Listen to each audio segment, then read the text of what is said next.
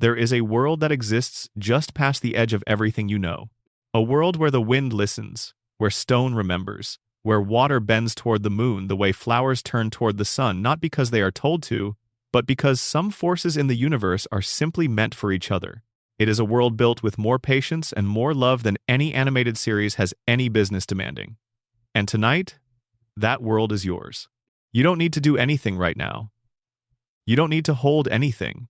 The weight of the day can settle, the noise of the outside can soften, and for the next 2 hours or so, we are going to walk through the hidden rooms of a world that has been waiting for you to come back. This is not a countdown. This is not a trivia list. This is something closer to a story, a long, slow, unhurried story about the things that live underneath Avatar, the Last Airbender. The theories that fit so perfectly into the lore that they stop being theories and start feeling like things the show always knew and simply waited to tell you. The secrets buried so deeply in the animation that most people absorb them without ever quite knowing they are there. The moments of craft so quiet and so precise that even after 2 decades, people are still finding new things to notice. So close your eyes or let them go soft. Find a comfortable position. Let your breathing slow. And let the world of Avatar come to you the way it always does, not with noise, not with urgency, but with the gentle, certain feeling that you have returned somewhere that has always been real. Somewhere that was made with enough care to hold you even now, even in the dark, even when everything else has gone quiet. We begin. There is something that happens when you watch Avatar, The Last Airbender for the first time, and something entirely different that happens the 2nd, 5th, or 10th time. The first time, you are following Aang. You are watching a 12-year-old boy frozen in ice wake up to discover that 100 years have passed and he is the last of his kind, and the weight of the world has been waiting specifically for him. You are watching Katara reach into an iceberg and pull out something that will change everything she thought she knew about herself. You are watching Sokka stand there in the cold with his boomerang and his stubbornness and his bone-deep love for the people around him. But the second time and every time after that, something shifts. You stallions and notice that the world behind the characters is not a backdrop. It is not scenery painted to suggest depth. It is a world with actual depth, the kind that took years of quiet, disciplined work to construct. You start to notice things at the edges of frames, details in the corners of scenes, patterns that repeat across episodes in ways you never consciously tracked but somehow always felt. The show was designed to do exactly that, not just on the first watch, on every watch. The people who built Avatar, Brian Konietzko and Michael Dante DiMartino, the co-creators who pitched the show to Nickelodeon in 2002 with a story bible and a collection of concept art, approached the project not as a television program for children, but as a world that needed to be real before it could be animated. They spent approximately 3 years between the initial pitch and the show's premiere in February 2005. And during that time, they did something that most animated productions never have the time or the resources or the ambition to attempt. They thought through everything. They built the 4 nations not as aesthetic choices but as coherent civilizations with distinct philosophies, technologies, food cultures, architectural traditions, and relationships to the natural world. They designed the bending arts not as magic systems but as physical expressions of each nation's fundamental worldview, rooting each element in a real martial arts tradition that embodied the philosophy of the people who bent it. They hired cultural consultants, martial arts choreographers, calligraphers, and music specialists, and then this is the part that separates Avatar from almost everything else. They let those specialists do real work. Not window dressing. Real, functional, philosophically grounded work that would appear in every episode whether the audience noticed it or not. The calligraphy in Avatar is real. Every piece of text that appears anywhere in the show, on scrolls, on wanted posters, on the signs of shops in Ba Sing Se, on the decorative banners that line the corridors of royal palaces, is rendered in authentic classical Chinese characters, handwritten by a cultural consultant named Dr. Xiu Liang Li, who spent 3 full seasons producing calligraphy for a Nickelodeon cartoon with the same discipline and attention he would bring to a scholarly manuscript. Most viewers will never be able to read a single character. That was never the point. The point was that the world feels old. The point was that when you watch an elder waterbender unroll a teaching scroll, the scroll feels like it contains something real, because it does. The martial arts in Avatar are real, not inspired by real martial arts based on them, choreographed by an actual martial arts master named Sifu Kisu, who studied each element's fighting style, matched it to the philosophy of its culture, performed the movements on camera, and gave the animators frame-by-frame reference material to work from.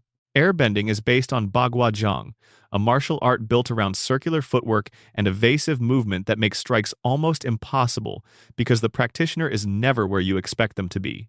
Waterbending is based on Tai Chi Chuan, which treats incoming force not as something to resist, but as something to redirect. The enemy's power becomes your power, and the harder they push, the harder they fall. Earthbending is based on Hungar, a southern Chinese style characterized by low, deep stances, immovable foundations, and strikes that feel like boulders, deliberate, heavy, unstoppable.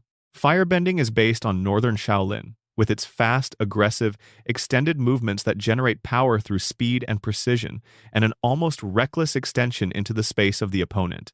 And each of those choices was not arbitrary. They mapped the martial art to the people. The air nomads are monks who live above the world, detached from conflict, evasive by nature and by philosophy. Their fighting style is circular and slipping and impossible to pin down, because a person who does not want to fight should be impossible to engage. The water tribes survive in environments that could kill them at any moment, in waters and ice and cold that require them to adapt, redirect, and use what the world gives them rather than fighting against it. Their martial art is built on redirection, because survival in their world has always required exactly that kind of thinking. The Earth Kingdom is ancient, enormous, stubborn, a civilization that has endured for thousands of years not by bending to pressure but by holding the line. Their fighting style is rooted to the ground because the Earth Kingdom is the ground, and its people have always understood that what cannot be moved cannot be defeated. And the Fire Nation is industrial, imperial, aggressive, built on conquest and speed, and the terrifying conviction that forward momentum is the only thing that matters. They fight like fire itself, extending, consuming, never stopping, burning everything in their path until there is nothing left to burn. The music is real. The show's composer, Jeremy Zuckerman, created a distinct musical palette for each of the four nations, drawing from instruments and traditions that correspond to the cultures each nation was built upon. The Water Tribe themes use woodwinds and drums that echo the musical traditions of Arctic indigenous cultures, something primal and old and elemental, music that sounds like it was born in the cold and the dark and the vast open ice. The Earth Kingdom's scoring leans on instruments from Chinese classical music, giving the kingdom a feeling of age and grandeur and bureaucratic weight that matches its architecture and its politics. The Fire Nation is given taiko drums and brass heavy, insistent, overwhelming, the sound of something that will not stop and does not negotiate. The air nomads, who appear only in flashbacks and memories and the distant places Aang carries in his chest, are scored with Tibetan singing bowls and bamboo flutes, instruments so ancient and so specifically spiritual that even a viewer who has never heard of a singing bowl will feel, without knowing why they feel it, that they are listening to something that belongs to a world that is mostly gone. And when Aang enters the Avatar state, when all four nations converge inside a single 12-year-old boy who never asked for any of this, all four musical palettes converge into a single chord. The music tells you what words could never say. The show knows this. The show trusts this. In a medium that so often uses music as decoration, as emotional underlining for moments that have not earned it, Avatar uses music as information. The score tells you what the story is doing. And sometimes what it is doing is something so large that only the collision of four musical traditions can approximate it. This is the world we are entering tonight. A world where the details you cannot see are doing the same work as the details you can. A world so carefully made that the invisible parts of it contribute to the feeling of reality in ways you have absorbed across every single watch, without ever quite being able to name them.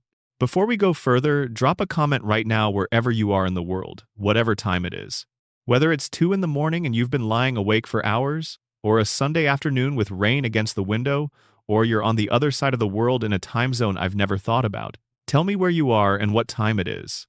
And if this is the kind of content that helps you wind down, subscribing takes about 2 seconds and means everything. Every subscriber is a reason to keep making videos like this. Now, let's go deeper. To understand the world of Avatar, you have to go back further than Aang, further than the 100-Year War, further than Fire Lord Sozin and his betrayal of Avatar Roku, further than even the oldest stories the show tells in its 3 seasons. You have to go back to a time before the nations existed, before the temples and the walls and the ships and the wars. Back to a time when humans did not bend at all, when the elements were forces entirely beyond human reach, and the only beings who moved through the world with mastery over the fundamental energies of existence were creatures so old they have no beginning anyone can name. The lion turtles. In the world of Avatar, before humans learned to bend, they lived on the backs of enormous creatures. Animals so vast that entire communities could settle on them, so ancient that the forest on the back of the last surviving lion turtle is thick and old and self-sustaining. A full ecosystem growing on the shell of something that has been alive since before human memory began. These were not peaceful coexistence arrangements made for convenience. The lion turtles were protectors, and their protection was necessary. The world beyond their shells was the spirit wilds, a dangerous and unpredictable landscape where spirits moved freely, and the boundary between the physical world and the spirit world was thin to the point of being almost meaningless. Humans could not survive in the spirit wilds without protection, and so the lion turtles provided it. But only temporarily and only when needed. A human who needed to hunt, to gather, to move through the wilds, would approach a lion turtle and receive a gift: the temporary ability to bend one of the 4 elements. Fire, to fight with. Earth, to shield with. Water, to move through. Air, to evade with. And when the human returned to the settlement on the lion turtle's back, the bending was withdrawn, because bending was not permitted in places of rest. This is how bending began. Not with the dragons teaching fire, not with the sky bison teaching air, not with the moon pulling water into motion. Those came later. Those were the refinements, the traditions, the schools of thought that evolved once the gift had been given. But the gift itself came from the lion turtles, through a practice so ancient it predates every cultural memory the 4 nations possess. The practice is called energy bending. Energy bending is, in the strictest sense, the original bending art. It is not manipulation of an external element. It is the direct manipulation of the internal energy, the chi, the life force within a living being. To bend another's energy, as the lion turtle tells Aang in the final hours before his confrontation with Fire Lord Ozai, your own spirit must be unbendable, or you will be corrupted and destroyed. This warning is not dramatic flair. It is a literal description of what happens when someone with a broken or conflicted spirit attempts to reach into the fundamental life energy of another being. The corruption is real. The destruction is real.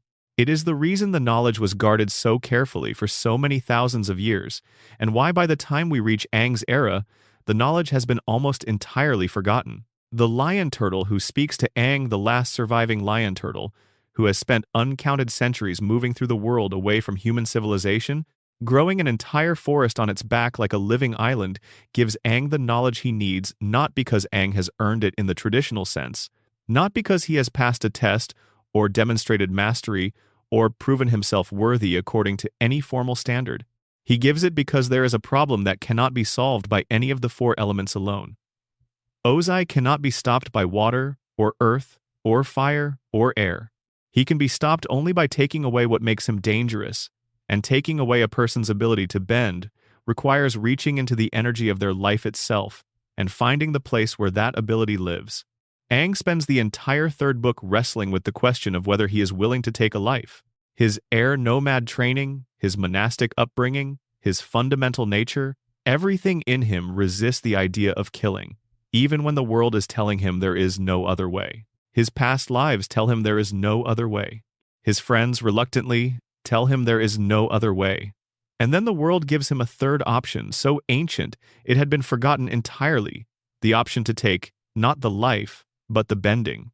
The option to reach into a person's energy and close the door through which they access that power, without closing the door through which they access their life. The lion turtle's warning echoes something that runs through the entire series as a quiet, consistent theme. There is a reason not everyone can energy bend. Not everyone has the inner stability it requires. You need a spirit that cannot be pulled off course by the darkness in another person's nature. You need to be, at the core, genuinely at peace. Not performing peace, not choosing peace as a strategy. Peace as a fundamental state of being, as natural and unforced as the breath that moves through your body. Aang's journey through the 3 books is, in part, the long, slow construction of exactly that kind of spirit. The training and the loss and the grief and the failure and the choosing, all of it is building something in him that is not just power but a specific quality of stillness at the center of all that power. And the final confrontation with Ozai is the test of whether the construction is complete. But here is where the theory deepens into something that the show hints at without ever fully stating. The fact that lion turtles were the original bestowers of bending, the fact that every bending ability in the Avatar world traces back not to the elements themselves, but to these ancient animals who gave the gift through. Energy bending raises a question that the show never fully answers and that fans have been circling for years with growing interest. If the lion turtles gave humans the ability to bend, what happened to the lion turtles? The show implies that with the rise of the Avatar, the lion turtles stepped back. They ceased their role as protectors and bestowers. Their population, which was never enormous, dwindled. By Aang's time, only one remains. But they did not die out entirely. They withdrew. They kept moving through the world, growing forests on their backs, watching from a distance that felt more like patience than absence. There is a theory, quiet and persistent in the Avatar community, that the last lion turtle did not encounter Aang by accident, that it knew. That something in the nature of these creatures, the same spiritual sensitivity that made them capable of bestowing the most fundamental form of bending in the first place, also gave them a kind of awareness of the rhythms of the world, that the lion turtle was drawn to Aang not because Aang found it, but because it found him, because it had been watching across decades, maybe centuries, for the moment when the Avatar would arrive at a problem that none of the four elements could solve, and had positioned itself to be there when that moment came. This theory is unprovable in a strict sense. The show gives you nothing that directly confirms it. But the lion turtle's manner of speaking to Aang, not explaining itself, not justifying its presence, simply being there and offering the gift that the moment requires, suggests a consciousness that is not reacting to circumstances but has long anticipated them. The lion turtle speaks like something that has been waiting, not impatiently, waiting the way old things wait, with the absolute calm of a creature that measures time in a completely different unit than anything human. There is also the matter of what the lion turtle's gift reveals about the Avatar cycle itself. If energy bending is the original bending art, if it is the source from which all four elements flow, then the Avatar, who can bend all four elements, is in some sense a creature defined by what lies beneath all of them. The Avatar is not just a master of fire, water, earth, and air. The Avatar is the human expression of the energy that underlies all of those abilities. The Avatar state, in which the power of every Avatar who has ever lived flows through a single body, is something close to the purest expression of energy bending that a human being can achieve without becoming something other than human. And this is perhaps why the lion turtle speaks to Aang rather than anyone else who might have needed the knowledge across the centuries. Not because Aang is the Avatar in a formal sense, not because of titles or destiny or prophecy, but because Aang's nature, a boy who has spent 3 books learning to hold all 4 elements in his body without letting any of them corrupt him, is the closest thing to the original spirit behind the gift. He is unbendable in the way the lion turtle requires. Not because he is the strongest or the most trained or the most politically important, because he is, at his core, genuinely at peace. The boy who could bend air before he could walk, who grew up in monasteries on clouds, who treated all living things as worthy of care, that boy, grown into the crisis of his time, carrying all his grief and all his love, is exactly the right shape for the gift. There is one more layer to the origin of bending that the show lays out across its 3 seasons with remarkable elegance, and that is the relationship between each element and the creatures that taught humans to use it after the lion turtles gave the capacity. The dragons are the original firebenders, not in the sense that they gave humans fire, but in the sense that they understand fire's true nature, the truth about what firebending actually is before the Fire Nation corrupted it into pure aggression and conquest. When Iroh and Zuko visit Ran and Shaw, the last 2 dragons, and perform the dancing dragon form, what they receive is the understanding that fire is not destruction. Fire is energy, transformation, the force that makes light, that produces warmth, that is present in every living thing's metabolism. The Fire Nation had forgotten this. They had taken fire and made it a weapon and forgotten that it was always something more. The dragons remember. The badger moles, deep in the earth beneath the cave of 2 lovers, are the original earthbenders, creatures of pure geological instinct, beings so ancient and so attuned to the vibrations of stone that they move through solid rock the way fish move through water. Oma and Shu, the lovers whose story the show tells in its second book, learned earthbending by watching the badger moles and imitating them, and then built a civilization around the skill. The badger moles are still there, centuries later, still in the dark, still moving through stone. When Toph, who is blind and therefore closer to the badger mole's experience of the world than any sighted earthbender has ever been, descends into the earth and bends, she is doing something that connects back through thousands of years of history to the first humans who watched an enormous blind animal push through solid rock and thought, I could do that. The sky bison taught airbending. Appa, the last of his kind before new bison were found on the other side of the world, is therefore not just Aang's companion. He is a direct living connection to the source of an entire element. And the moon, the spirit Tui, who took the form of a fish, is the original waterbending teacher, the force that pulls the tides, and in so doing demonstrated to the first water tribe people what was possible when you bent not against the current, but with it. These origins are elegant. They are internally consistent. They suggest a world designed not as a backdrop for adventure, but as a coherent place with deep roots, a world where every practice, every tradition, every fighting style traces back to something ancient and something real. We are only at the beginning. Let's keep going. If you had to choose a single character in Avatar, The Last Airbender, to argue represented the show's entire philosophy in one human being, you might choose Aang. You might choose Zuko. But the case for Uncle Iroh is strong. Remarkably strong. Strong enough that people have been making it for 20 years, and it only gets more compelling every time someone actually sits down and counts the things that Iroh knows, the things Iroh does. And the things Iroh is that the show never quite comes out and tells you directly. Let us start with what the show does tell you. Iroh was once a general, not a minor general, not a ceremonial general.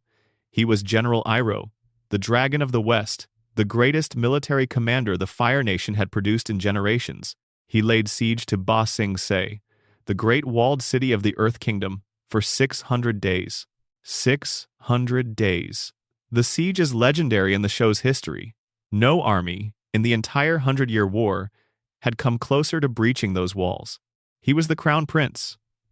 He was Ozai's older brother and the expected heir to the Fire Lord's throne. He should have ruled the Fire Nation. He had every advantage: military genius, immense personal power, the loyalty of a devoted army, the bloodline of the ruling family. And then his son Lu Ten died in battle, and Iroh walked away from the siege. He walked away from the walls and the soldiers and the conquest, and he never went back. His brother Ozai used his absence to seize the throne, and Iroh, stripped of his inheritance and his status and his presumed future, became something that looked very much like a harmless old man wandering through a world he no longer had any investment in, a man who made bad jokes and occasionally drank poisonous tea by accident, and was inexplicably obsessed with a board game. But here is what the show shows you. If you watch carefully enough, and with enough patience, Iroh can see spirits. This is not a metaphor, and it is not poetic language. In Book 1, during a storm on the ship, Iroh sees Aang and Appa flying through the sky, sees them clearly, knows what they are, and keeps the knowledge to himself. Humans cannot see beings from the spirit world unless they have specific abilities or are in specific circumstances. Iroh sees them in the rain, from the deck of a Fire Nation ship, without ceremony or explanation. Later, in the Siege of the North, Iroh defends the spirit oasis where Tui and La swim in their eternal pattern. When Admiral Zhao kills Tui when he reaches into the spirit oasis and destroys the moon, Spirit in an act of military desperation so catastrophically short-sighted, it is almost surreal. Iroh's response is not the response of a bystander watching a terrible thing happen. It is the response of someone who feels the death personally, as a wound. He turns on the Fire Nation fleet. He protects La, the ocean spirit, as it merges with Aang and becomes something vast and ancient and devastatingly angry. He does this knowing full well what it means for his standing, his safety, his relationship with his nation. He does it because he takes the spirit seriously in a way that almost no one else in the world of the show does, at a time when the Avatar has been absent for a century, and the natural connection between the physical world and the spiritual world has been allowed to stretch thin. The question the show raises but never fully answers is, why does Iroh have this connection? How did he come to see spirits? What happened to him in the years between Lu Ten's death and his reappearance as Zuko's traveling companion? There is a line in Legend of Korra, spoken by Iroh himself in the spirit world where he chose to remain after his death. I had always enjoyed the company of the spirits. So when my work was done in the material world, I chose to leave my body behind and come to the spirit world. This is the most direct answer the franchise ever gives, and it raises as many questions as it settles. He always enjoyed the company of spirits. Even as a young general, even as a crown prince, even when the Fire Nation was not exactly known for its respect toward the spirit world, Iroh had this relationship. It was not something he developed late. It was something he carried from the beginning. One of the most compelling theories about Iroh's spirit world connection is that it was deepened, possibly even opened fully by the death of Lu Ten, and what followed. The siege of Ba Sing Se ended not in victory but in Iroh suddenly, unexpectedly, impossibly calling it off. No explanation was given to his army or to the Fire Lord. He simply stopped. And then he disappeared for a period that the show implies involved travel to the spirit world itself. Not through a portal, not through the Avatar's assistance, through something more personal, more desperate, more spiritually raw. Grief, in Avatar's world, is not just an emotional state. It is a force that can crack the boundary between worlds for someone sensitive enough to feel both sides. If Iroh crossed into the spirit world in the aftermath of his son's death, what he found there would have permanently changed his understanding of what the 100-Year War actually was. Not just a political conflict, not just a territorial dispute, a fundamental disruption of the balance between the physical world and the spirit world, caused by a Fire Nation that had spent a century treating the natural world as fuel and conquest as civilization's highest achievement. He would have seen firsthand what the spirits see: a world being torn apart by the ambition of a single nation, the Avatar gone. The balance tilted so far that the spirit world itself was being destabilized. And if he understood all of that, then his entire subsequent life makes a different kind of sense. His membership in the Order of the White Lotus. His patient guidance of Zuko, not just as an uncle, but as someone who knows where Zuko needs to end up and is quietly arranging the conditions for that journey without ever pushing too hard. His relationship with Ba Sing Se, the city he nearly conquered, which becomes the place where he opens a tea shop and builds a quiet life in exile. In the heart of the Earth Kingdom, the nation his army once threatened. He is not there by accident. He is there because Ba Sing Se is where the pieces are going to come together, and Iroh has known that for years. The theory that Iroh might have had a spiritual origin might have been, in some deep sense, partly a spirit himself surfaces in the comics, where an ancient spirit named General Old Iron appears and his name echoes Iroh's in a way that feels too specific to be coincidence. Old Iron is a primordial spirit, ancient and massive, a former protector of the earth. The echo might be the show's way of suggesting that Iroh's spiritual sensitivity, his ability to see and interact with the spirit world, traces back to something older than his biography suggests. It might be the show's way of saying that some people are born close to the line between worlds, and that what looks like eccentricity is actually perception. None of this is confirmed, but none of it needs to be. The beauty of Iroh as a character is precisely that you can never quite measure him. Every time you think you understand what he is, the next layer reveals itself. He is a grieving father. He is a military genius in retirement. He is a philosopher who uses tea as his primary metaphor. He is a spy in his own right, a member of a centuries-old secret society that views the entire world as its responsibility. He is a man who loves his nephew with a completeness that never once conditions that love on the nephew's choices or failures. He is someone who found the spirit world and chose, eventually and permanently, to live in it. He is also, perhaps most importantly, a man who decided that the wisest response to having been the most powerful military figure of his age was to become invisible, to stop being dangerous, to let people underestimate him so completely that he had freedom to do the work that mattered, the quiet work, the invisible work, the work that does not announce itself, but that holds the world together when everything else is falling apart. Iroh makes bad tea deliberately sometimes. He loses at games he could win. He comments on things that seem trivial. He does all of this because a truly powerful person does not always need people to know what they are. And the most powerful thing he ever did, the thing that changed everything, was love Zuko, without conditions, without an agenda, without the demand that Zuko become anything other than who he was becoming. Not the Fire Lord, Not the man who would restore the Fire Nation's honor. Not the instrument of anyone's plan. Zuko. Just Zuko. That is the rarest kind of love.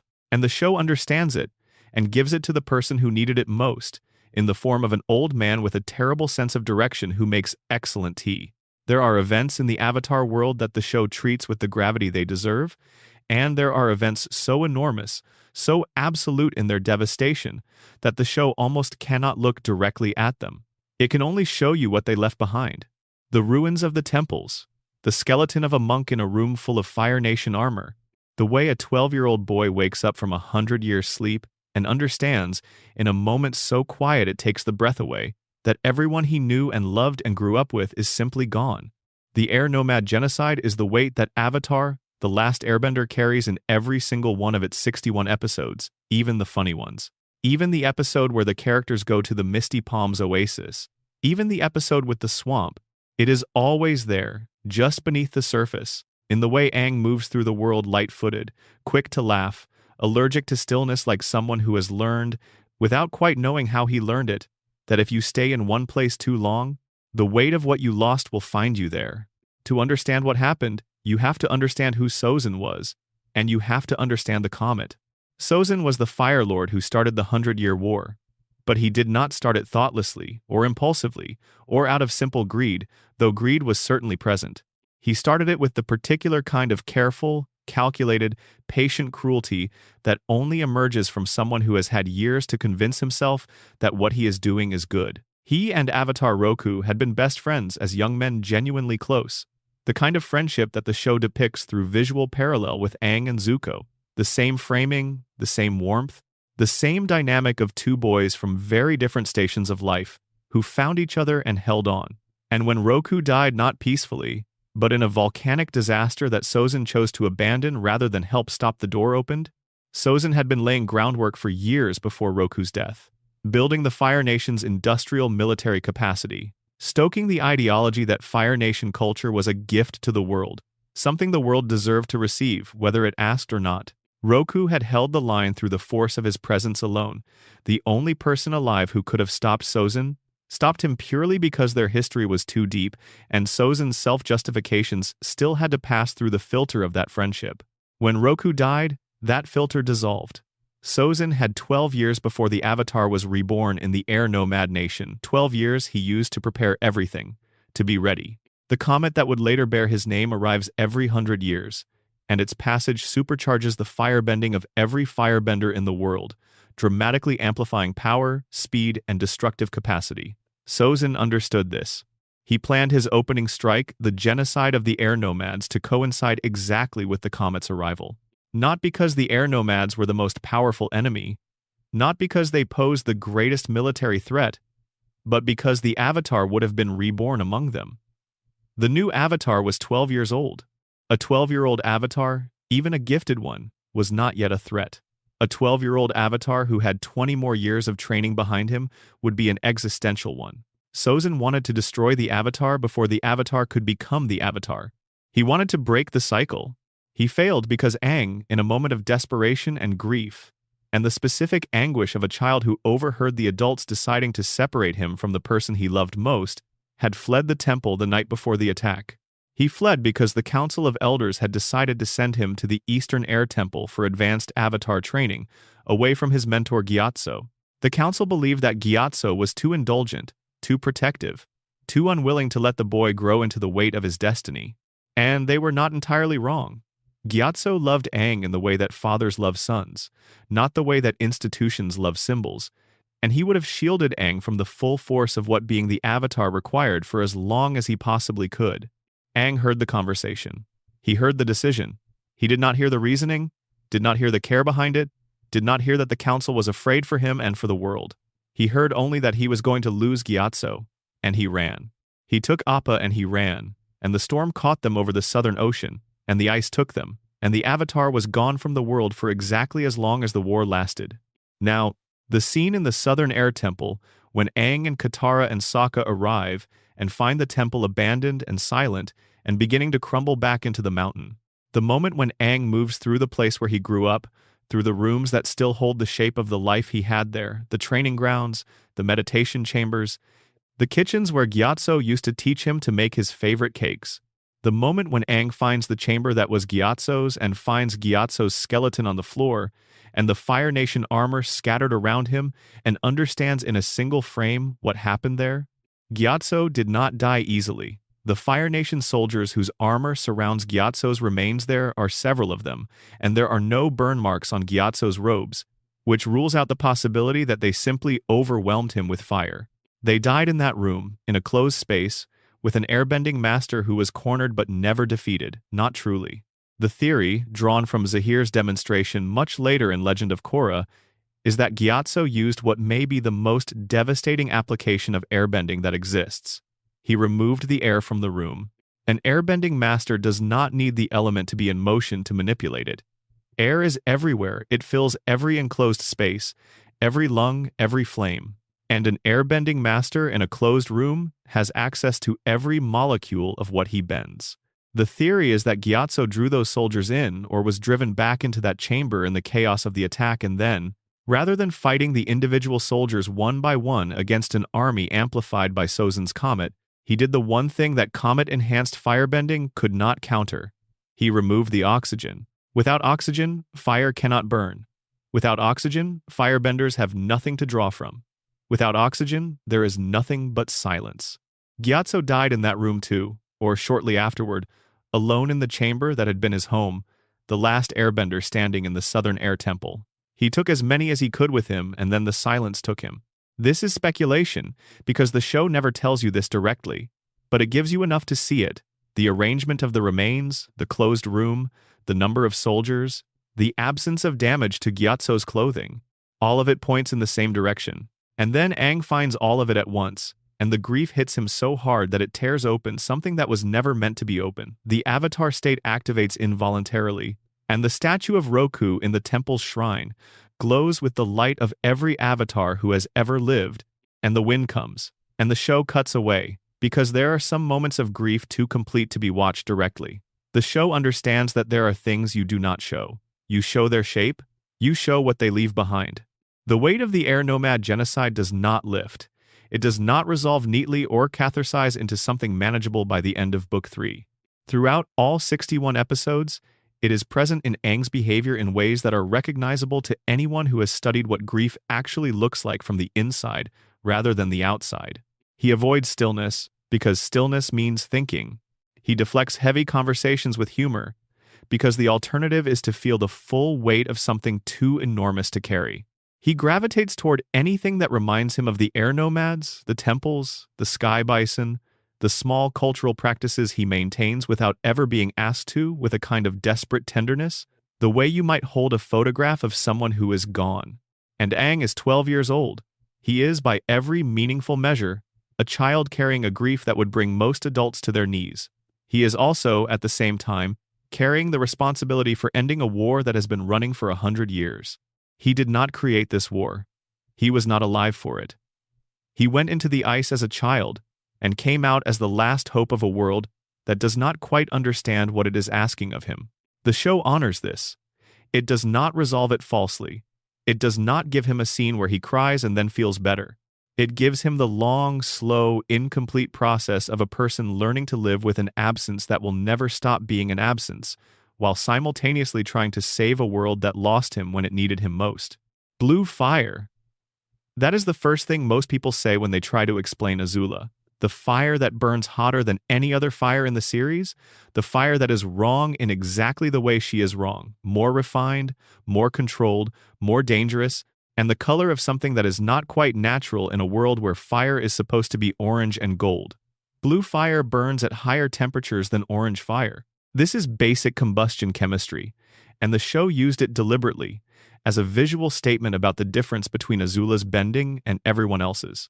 Not just that she is more powerful, that she has taken the art further, through the application of a particular kind of focused, relentless, perfectionist will that has never, not once in her 14 years of life, allowed for anything less than complete excellence. This is the thing about Azula that the show understands, and that the show wants you to understand.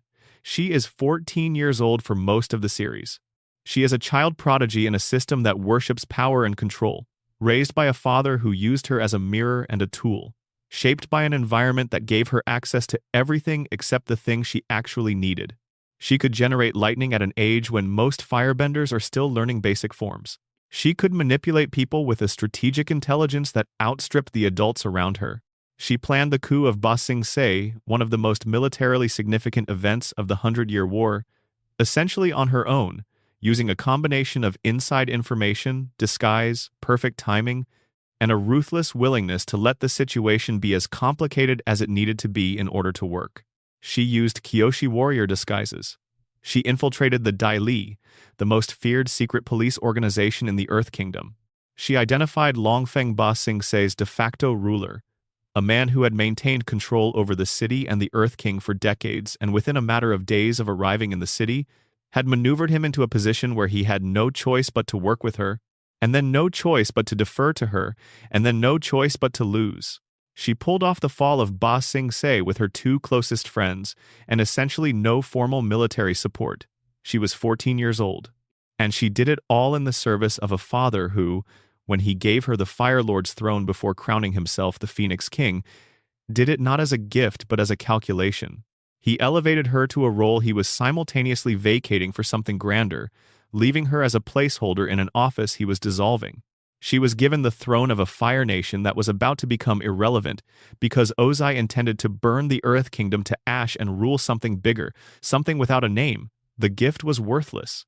And on some level, in the part of her that always calculated everything, she may have known it. Azula's descent in the final book of the series is one of the most carefully observed psychological portraits in animation. The show traces it through the accumulation of small fractures, each one individually survivable, collectively catastrophic. The defection of Tai Li and Mai at the Boiling Rock is not just a betrayal in the political sense, it is the shattering of the only social bonds Azula had maintained. Bonds she had always understood were held together by people's fear of what she might do if they failed her. When Tai Li takes down Azula's own agents to protect Suki, when Mai chooses Zuko over Azula with a calm and level directness that is more devastating than any argument could be, Azula discovers something that her entire life has not prepared her to handle. The people she thought she owned had always been making choices. They had chosen her, and now they were choosing differently. She never had the control she thought she had. The arrival of Zuko in Ba Sing Se, choosing the right side, the side their mother would have wanted, the side that Iroh had been quietly steering him toward for years, compounds it. And Ozai's response to Zuko's choice is not fury. It is essentially, after a moment of appropriate theatrics, fine. He crowns Azula instead, and the message is clear. The position is interchangeable. Anyone with sufficient power can fill it. She was never irreplaceable. She was always just useful.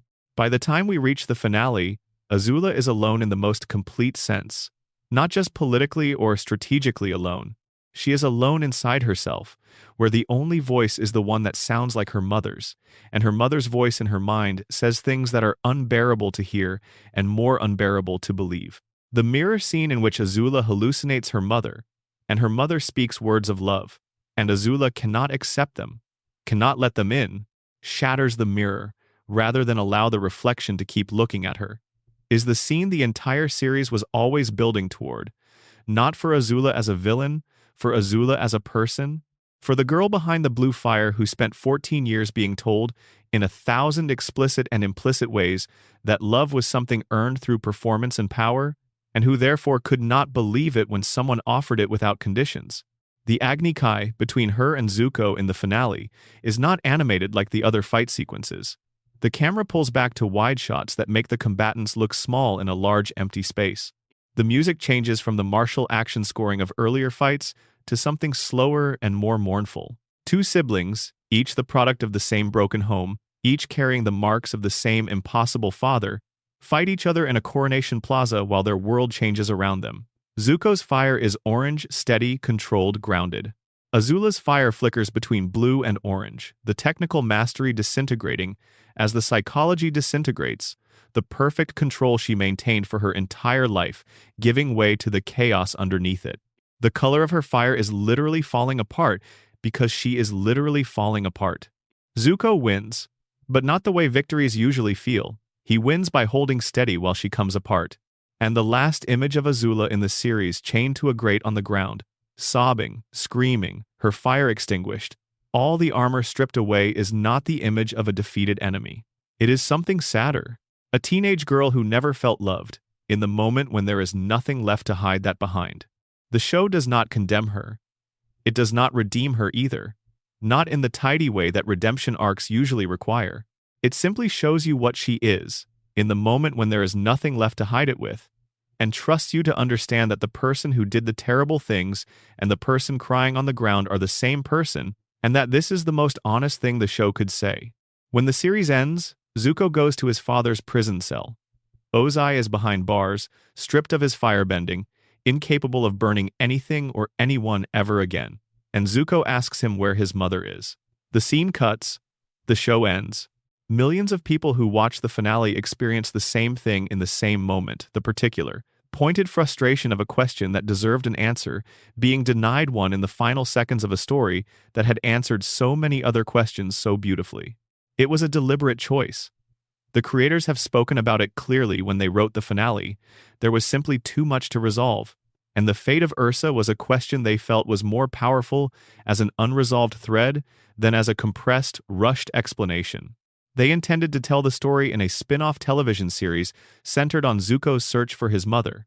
They pitched it to Nickelodeon, and it was passed over in favor of renewing Legend of Korra. The story eventually found its form in a trilogy of graphic novels, The Search, written by Jean Luen Yang in collaboration with the creators, which is where Ursa's story finally gets told in full. But even within the animated series, the hints about Ursa are everywhere for people willing to read them carefully. Ursa is the granddaughter of Avatar Roku. This is not incidental detail. Fire Lord Azulon, Ozai's father, Iroh's father, arranged her marriage to Ozai because of a specific calculation, a prophecy that suggested uniting the bloodline of the Fire Nation ruling family with the bloodline of the previous Avatar would produce a descendant of extraordinary power. The marriage was genetic engineering dressed as tradition, and in a cold, mechanical sense, it worked. Both Zuko and Azula, children of that marriage, are exceptionally gifted firebenders. Azula is exactly what Azulon was trying to produce. But Ursa was not a tool who consented to being treated as one. She was a young woman from a small town, in love with someone else entirely, a young man named Ikem who was taken from everything she knew by imperial command and placed into a marriage with a man she did not love, in a palace where every relationship was political and every kindness was a potential vector for manipulation. She bore 2 children in that palace. Zuko, whom she loved with a fierceness that the show captures in the fragments of Zuko's memory, her presence as the one genuinely soft thing in an environment made entirely of hard edges, the person who stood between Zuko and Ozai's worst impulses as long as she could, and Azula, whom she struggled to reach, not because she loved Azula less, but because even as a small child, Azula had a quality that was unsettling to the people who loved her. A capacity for precision and strategic thinking that did not belong in a child's face, and that made ordinary maternal warmth feel somehow irrelevant or ineffective. Azula would have seen the love if Ursa could have found the right way to show it. Ursa could not always find the right way. That failure, small and human and understandable in a situation that offered her almost no good choices, haunted everything that came after. The moment of rupture was the night Ozai decided to kill his own son. Zuko was to be sacrificed as punishment for Ozai's presumption in requesting the throne ahead of Iroh. Ozai was willing to do this, was willing to kill his own child in exchange for power. And Ursa, who had spent years navigating this palace with the careful attention of someone walking a floor that might give way at any moment, made a bargain. She offered Ozai a path to the throne that did not require waiting. She knew how to make an untraceable poison. She had learned this quietly, over time, because being defenseless in that palace was not an option. She gave Ozai the formula. He used it to murder Azulon. In exchange, Zuko lived, and Ursa was exiled from the palace, never to return. She said goodbye to her children in the night. She said goodbye to Azula first, and the goodbye was cold because Azula sensed, with that unnerving perceptiveness she always had, that her mother was hiding something enormous. She said goodbye to Zuko, who was young enough to not fully understand what was happening but old enough to feel the shape of the loss, the way you feel a door closing in the dark, and then she was gone. What happened to her in the years that followed is the story of the search. She made her way to the Forgetful Valley, a place where a spirit called the Mother of Faces dwelt, a spirit capable of giving new faces to those who sought to begin again. Ursa asked for more than a new face. She asked for new memories. She wanted to stop being the woman who had mixed poison in the palace, who had left her children in the dark, who had loved a prince she could not save. She wanted to stop being Ursa. The Mother of Faces gave her what she asked for. Ursa became Noriko, a new face, a new name, a quiet life in a village, eventually reuniting with Ikem, the man she had loved before the Fire Lord took her away, who had undergone his own transformation to escape Ozai's reach. They built a small life together. They had a daughter named Ki Yi, who knew nothing of palaces or poisons or a scarred prince who had been looking for his mother for years. When Zuko and Azula find her in the comics, the reunion is not simple. Nothing about Ursa's story is simple. She has, by her own choice, forgotten that she was Ursa. She does not remember Zuko. The memories are eventually restored through another encounter with the Mother of Faces. The reunion between Ursa and Zuko is, as 20 years of waiting deserved, emotionally devastating in the best possible way. And the non-reunion with Azula, who wanted confirmation of her worst fear, who wanted to hear that her mother saw the monster in her even when she was small, is its own kind of heartbreak. Azula slips away before a true conversation can happen. The wound stays open. The question of whether Ursa and Azula ever reconcile remains unanswered, which is honest, because some wounds take longer than any story's ending allows. In Book 2, there is a scene in a tent somewhere in the desert, where Iroh sits across a Paisho board from a man who has been reluctant to help him. Iroh places the tiles in a specific pattern, the lotus blooming at the center of the board, precisely arranged, and the man's reluctance dissolves. He becomes helpful. He becomes willing to assist Iroh and Zuko in evading the bounty hunters on their trail, and provides the documentation they need to enter Ba Sing Se. He does this because the arrangement of tiles on the board told him something words could not convey. That Iroh was not just a disgraced Fire Nation general. He was a brother. This is the first glimpse the show gives you of the Order of the White Lotus. And it is a glimpse, not a revelation. The Order operates exactly as secret societies are supposed to operate in the space between things, using signals that only initiates can read, exercising influence that is never visible as influence, and therefore cannot be countered or blocked or named by the people it moves around. The Order has been around for an extraordinarily long time. Its origins, confirmed through the canonical Kyoshi novels and the Avatar Legends role-playing game, are not military or political.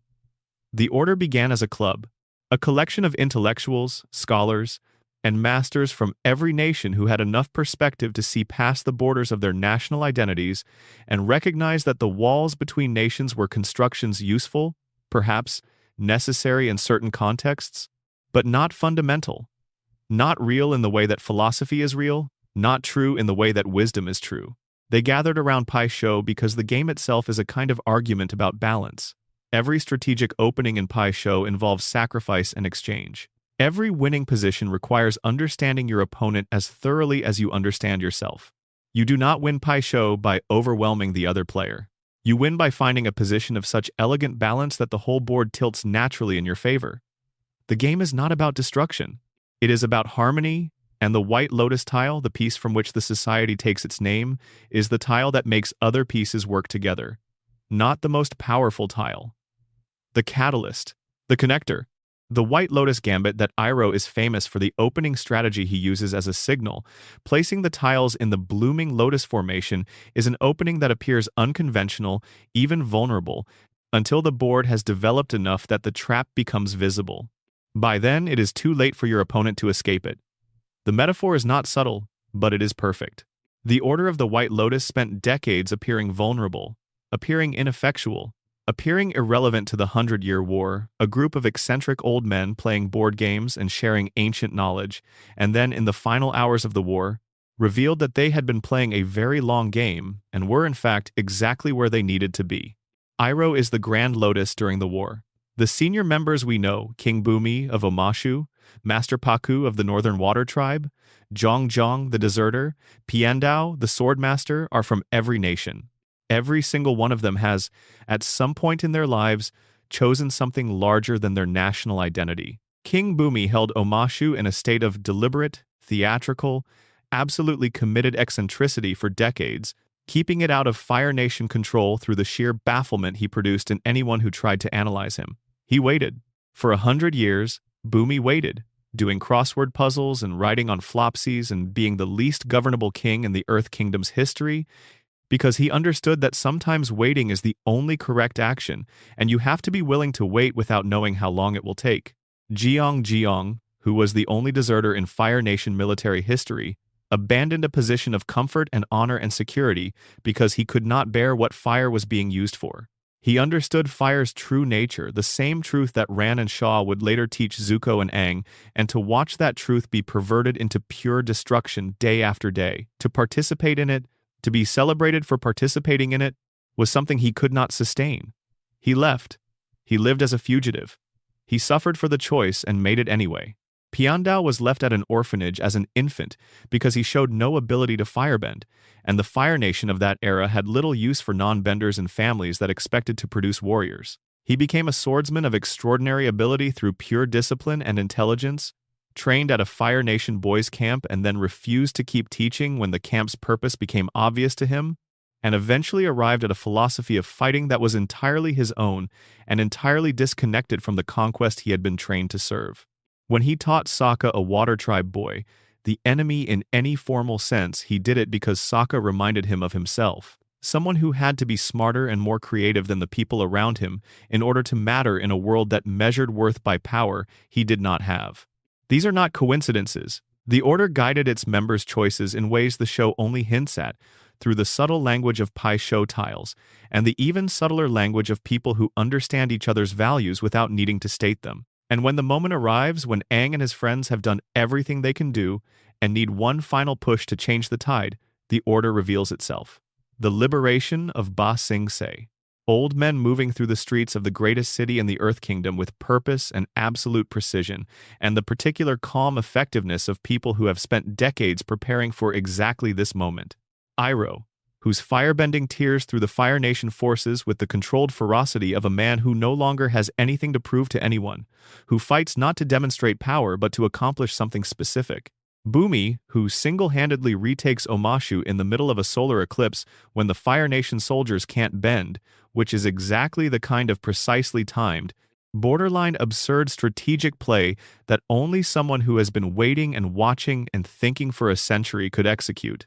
The liberation of Ba Sing Se is not the most dramatic sequence in the finale, but it is the most satisfying, because it is the payoff of everything the show has been quietly building since a specific pattern of Pai Sho tiles on a board in a desert tent.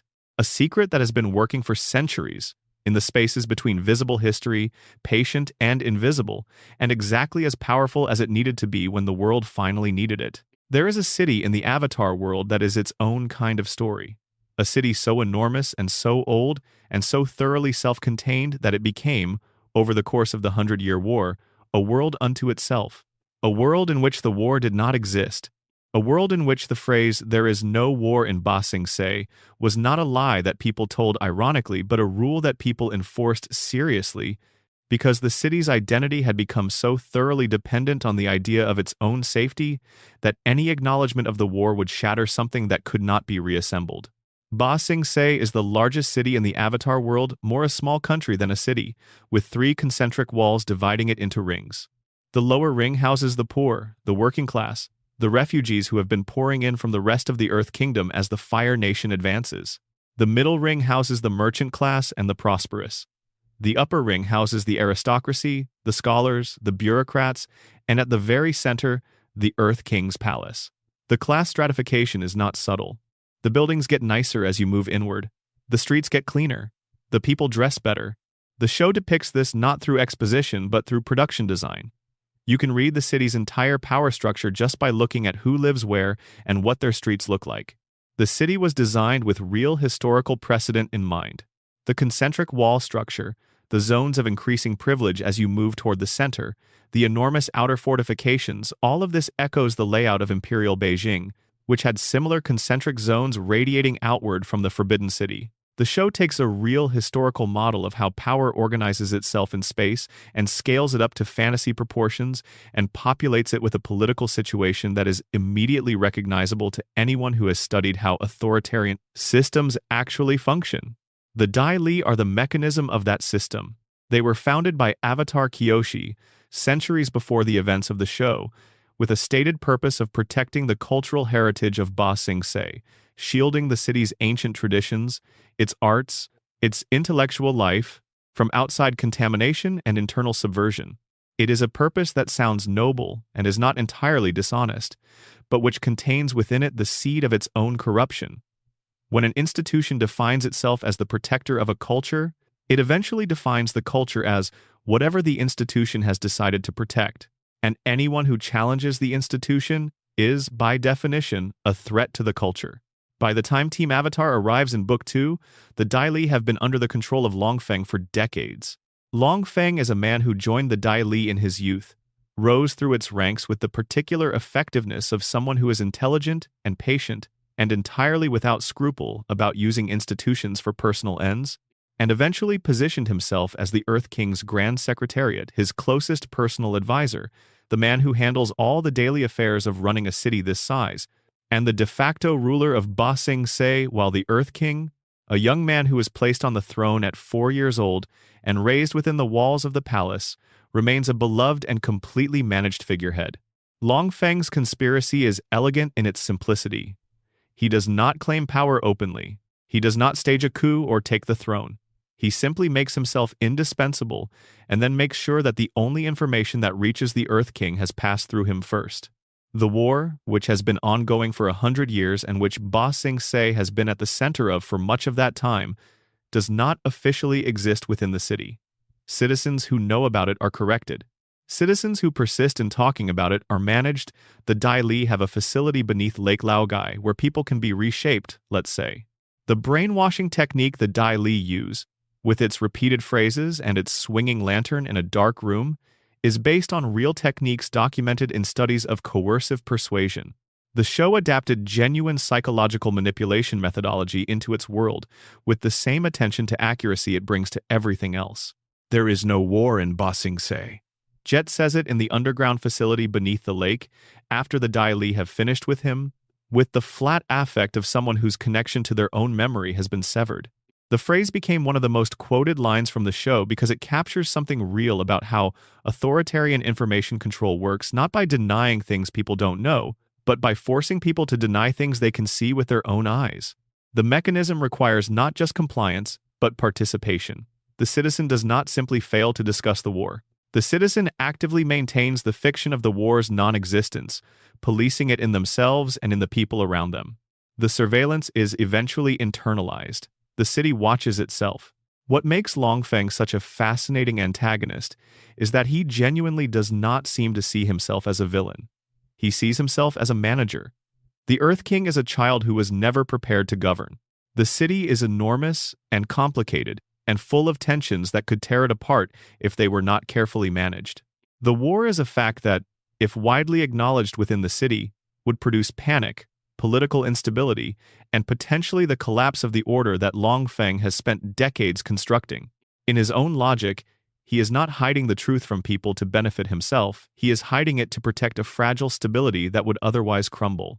He is wrong, but he is wrong in a way that the show treats seriously rather than dismissively, because the show understands that most systems of information control are maintained not by cartoon villains who know they are doing evil, but by people who have convinced themselves that the control is necessary, that the public cannot handle the truth, that someone needs to make the difficult decisions about what people are allowed to know. Azula's coup of Ba Sing Se is the moment when all of this collapses. She arrives in the city disguised as a Kyoshi warrior, and she sees immediately what Long Feng has built and exactly how it can be turned against him. She offers the Dai Li something Long Feng cannot, not security, which he has always provided, but a new alignment of power, a clarity of purpose. She negotiates with Long Feng from a position of apparent weakness and wins because she understands something Long Feng does not, that an institution like the Dai Li does not have loyalty, it has interests. And when those interests can be better served by a new arrangement, the institution will make the new arrangement. The coup is one of the most politically sophisticated sequences in the entire series. It is also, in the context of the larger story, the moment when everything gets worse before it gets better. Ba Sing Se falls. Aang dies briefly. Zuko makes the wrong choice. The world's last great bastion becomes occupied territory, and then, slowly, the pieces begin to move toward the finale that has always been coming. There is a version of Aang's story that is easy to tell. A 12-year-old boy, gifted and spirited and fundamentally kind, who woke up in a changed world and chose to meet it with warmth rather than bitterness. Who learned 3 elements in less than a year. Who found a family in Katara and Sokka and Toph and Zuko. Who defeated the Fire Lord without killing him. Who found a solution that no one had thought possible. That is the story on the surface, and it is a true story. But underneath it, there is another story running simultaneously, one the show tells without ever quite naming it, through behavioral details, through recurring moments, through the specific texture of how Aang occupies the world. These details add up to something that psychologists studying the show have not hesitated to name: post-traumatic stress, survivor's guilt, the accumulated weight of a loss so total and so personal that it never fully resolves. Aang is funny. He is genuinely, naturally funny, quick to find a joke, quick to find a game, quick to turn almost any situation into something lighter. His playfulness is not a performance. It is his actual nature, the way he actually is, as distinct from the dark circumstances he has been placed in. He was like this before the ice, in the southern air temple, sneaking food with Gyatso and learning to ride air wheels, and doing the kinds of things that 12-year-old monks do when their natural temperament inclines toward joy rather than solemnity. But that genuine lightness is also what he leans on when the alternative is feeling something he does not have the tools to process. Watch what happens when silence falls on the group during camp, when there is no task to complete and no enemy to run from, and no crisis to navigate. Watch Aang in those moments. He fills them. He finds something to do, something to say, something to make everyone around him laugh. The stillness is not comfortable for him. And the reason it is not comfortable is not restlessness, it is that stillness means the thoughts come, and the thoughts are about the air nomads. And there is no way to think about the air nomads without arriving at the fact of their absence, and the fact that he is the only one left, and the fact that he was not there when it happened. He was not there because he ran. He was 12 years old and afraid, and he ran from his responsibilities. And the night he ran was the night before the attack that killed everyone he knew. He will never fully separate those two facts in his mind. The show does not separate them for him. It lets them sit next to each other, the way they would actually sit in the mind of a person carrying that specific weight. The scene in The Storm, in Book 1, is the show's most direct acknowledgement of this. Aang tells his side of the story, tells Katara what happened, tells her about the conversation he overheard, tells her about the fear and the flight and the ice. And then he says the thing that is hardest to say, that when he understood, after waking what his absence had cost the world, the knowledge was something he would carry forever. He blames himself for events that were set in motion before he was born, by a Fire Lord's ambition and a comet's orbit and a century of political calculation that had nothing to do with a frightened 12-year-old on a flying bison. He blames himself anyway, because that is how survivor's guilt works. It does not respond to logic, it responds to the fact of survival. His relationship with Appa illuminates this. Appa is not just a pet or a vehicle. Sky bison are the original airbenders, the animals from whom the air nomads learned to bend in the first place. The first earthly practitioners of the element that defined Aang's entire culture and identity. Appa is, in a very real sense, the last living representative of what the air nomads were. When Appa is stolen by the Sandbenders in Book 2, Aang's response is not just grief about losing a companion. The Avatar state activates, uncontrolled and terrifying, because the grief is indistinguishable from the grief that is always just below the surface. The grief for the air nomads themselves, for Gyatso, for the world that was there when he fell asleep and was gone when he woke up. The show tracks his psychological state through the rest of Book 2 with a quietness that requires attention. After Ba Sing Se falls, after he briefly dies and is brought back by Katara, after the worst moment in a series of bad moments, Aang is different, quieter, slower. The playfulness is still there, but it costs something now. He is carrying more, and the carrying is visible. By Book 3, when he goes undercover in the Fire Nation with his hair grown out and the arrows hidden and the markers of his identity covered up, there is something almost experimental about it. Who is Aang when he is not the Avatar? When the tattoos are hidden and the robes are gone and the weight of the world's expectations cannot reach him for a few weeks in a Fire Nation school? The answer the show gives is still Aang. The values persist even when the symbols are concealed. The compassion is still there, the humor is still there, the fundamental orientation toward life, curious, warm, refusing to treat any creature as expendable, is still there. But so is the grief. In the quietest moments, in the spaces between scenes, in the way he looks at the air nomad relics he encounters across his travels, the grief is there. It will always be there. And the show has the wisdom and the courage to let it be there without resolving it into something manageable, because some losses do not resolve. They integrate, they become part of the person, they become, eventually, one of the things that makes the person who they are, not despite the loss but through it, the way stone is shaped by water over time. We have moved through the deep lore, the origins of bending, the mystery of Iroh, the weight of the genocide, the psychology of Azula and Aang, the secret history of the Order of the White Lotus, the city that forgot the world. Now let us slow down even further and move through the smaller things. The details that do not require elaborate theorizing but only attention. The secrets that are hidden not in the lore but in the frames themselves, in the animation and the music and the choices that the production team made in the room before anyone was watching. Let them come slowly. There is no hurry tonight. Toph sleeps with her feet elevated off the ground. Every camping scene, every night sequence in which the group beds down for the night. She finds a rock or a ridge or a raised mound of earth and she props her feet on it.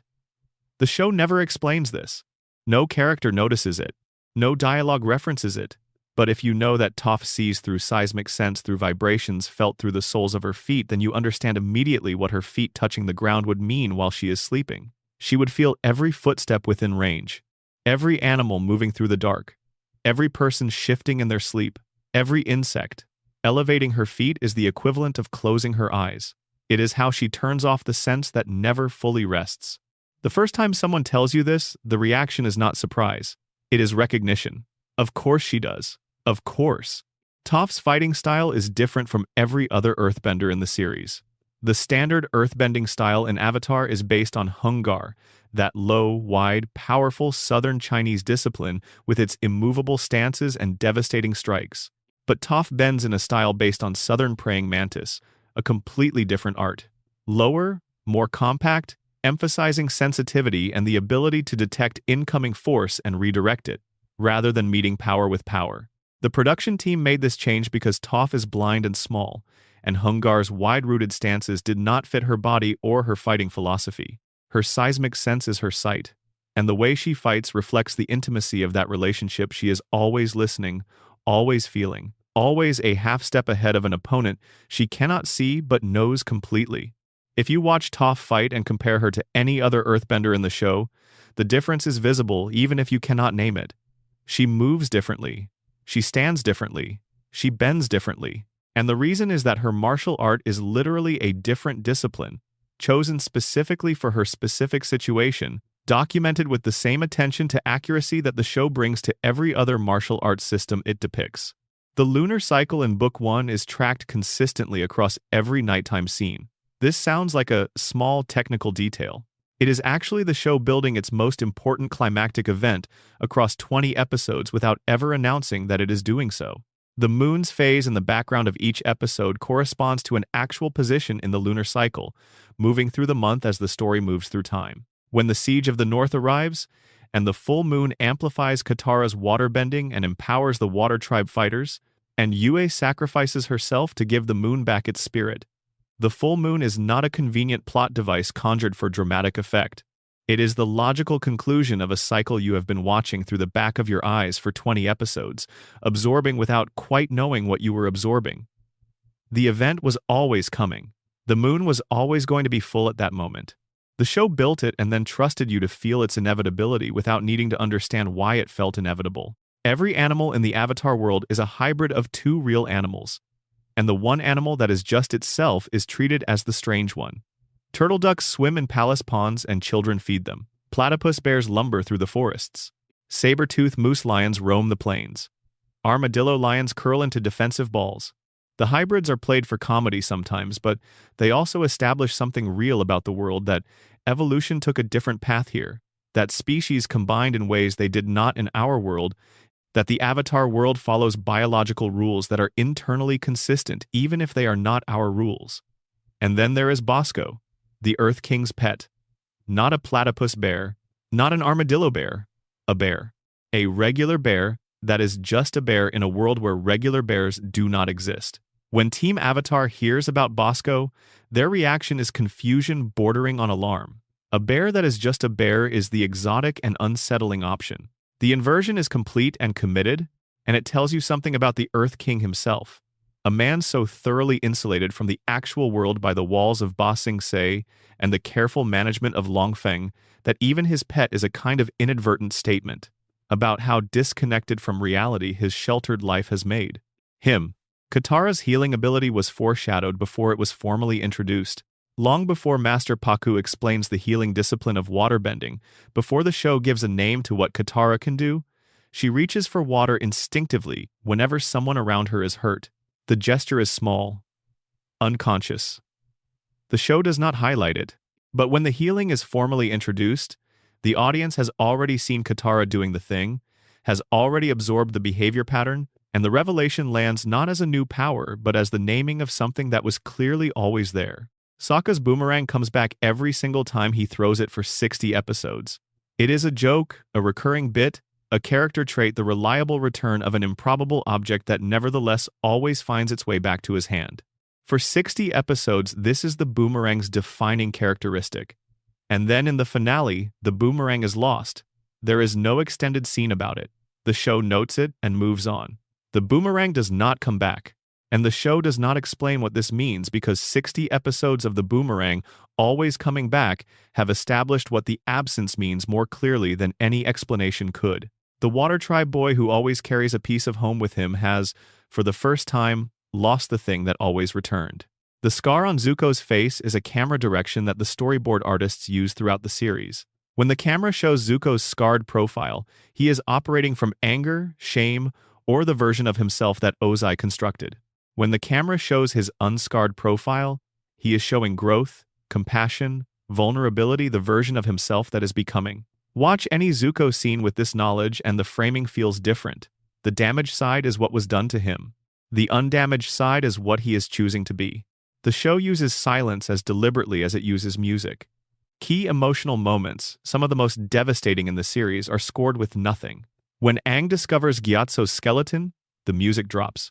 When Zuko redirects Ozai's lightning and walks away, the music drops. When Katara decides not to kill the man who murdered her mother, the music drops. The silence is built into the animatics before the composer ever sees the scenes. It is not absence. It is a choice. It says, "This moment is larger than music. This moment needs to breathe without accompaniment." Iroh's tea shop in Ba Sing Se is called the Jasmine Dragon. Jasmine Dragon Pearl Tea is a real thing, a high-quality Chinese green tea, scented with jasmine blossoms, hand-rolled into small spheres that unfurl as they steep. It is associated with patience, refinement, and the appreciation of pleasures that require attention to notice. The name of a fictional tea shop in a fantasy city is a specific reference to a real tea tradition, chosen because the qualities of the tea are the qualities of the man who sells it. The world the creators built is consistent all the way down, in places so small that only the people who look for them will ever find them, which means those places were always built for the people willing to look. Aang runs differently from every other character in the series. His locomotion cycle is lighter, with less contact with the ground, as if gravity makes a suggestion rather than a demand where he is concerned. The animators built this deliberately. Aang is an airbender, and even when he is not actively bending, his relationship with the element affects his relationship with the world. He skims, he almost floats. In every chase sequence, every escape, every moment when the group needs to move quickly, you can see it, the boy made of a different element, touching the ground the way the wind touches it.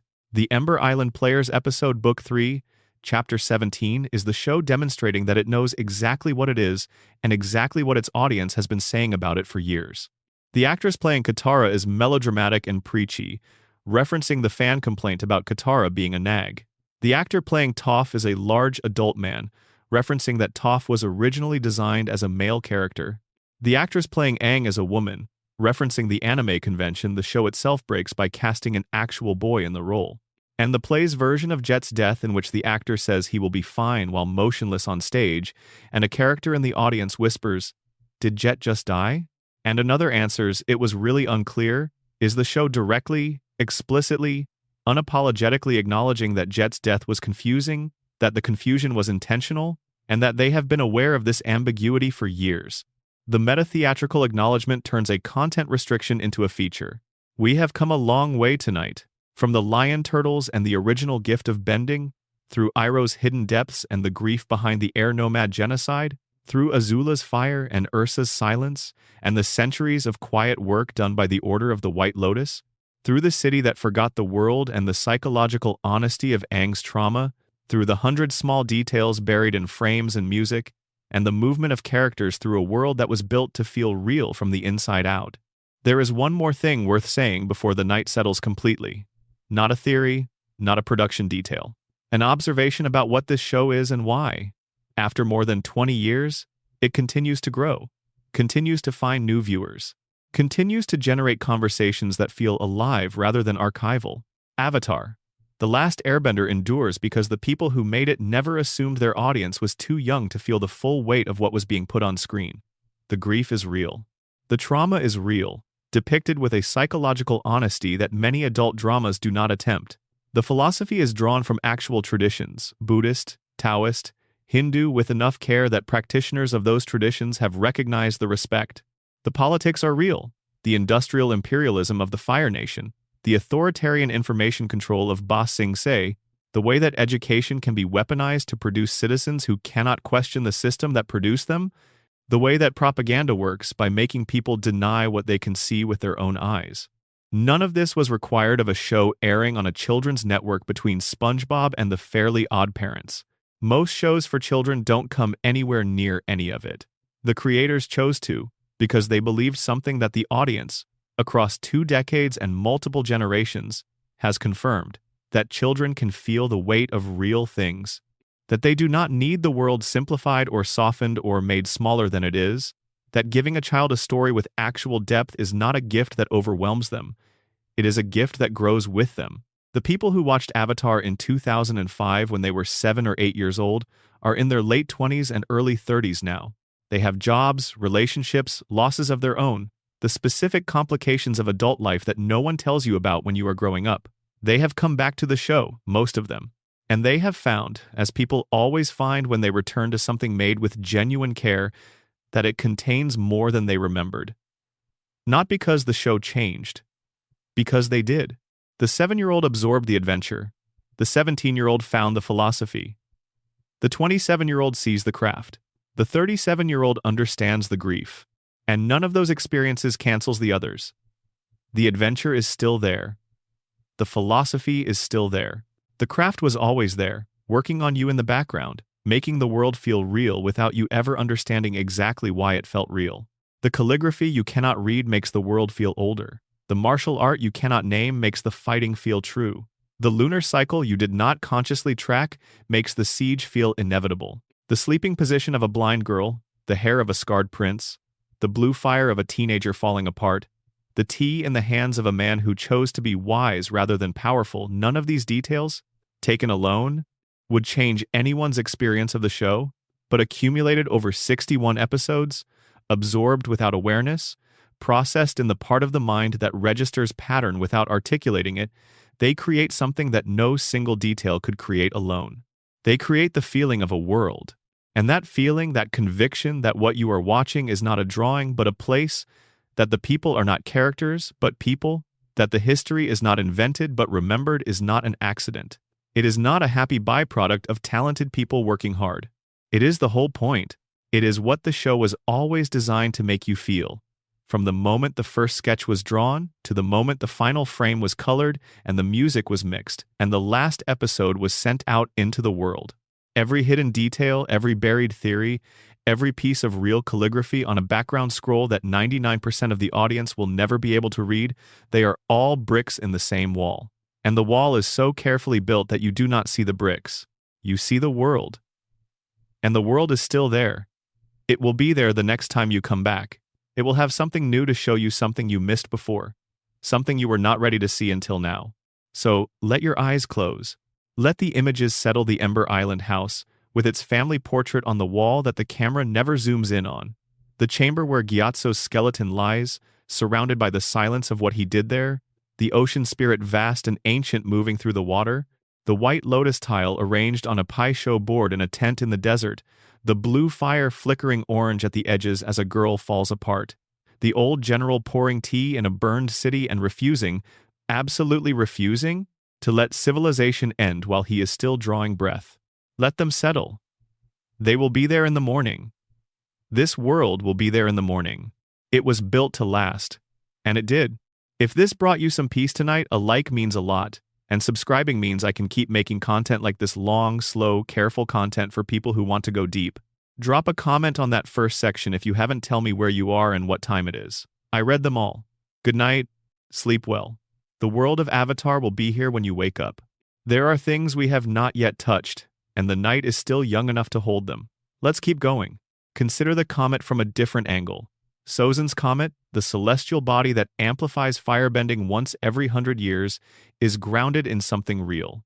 Periodic comets, comets with predictable orbital paths that bring them back to the inner solar system on a regular schedule, have been observed and catalogued throughout human history. Halley's Comet, the most famous of these, returns approximately every 75 to 79 years. The show's 100-year interval is slightly longer but entirely plausible within real astrophysics. The creators were drawing from a real phenomenon, a real mechanism by which a predictable celestial event could shape history and scaling it to their world's needs. The comet is not an invented convenience. It is a real type of thing, made specific and made theirs.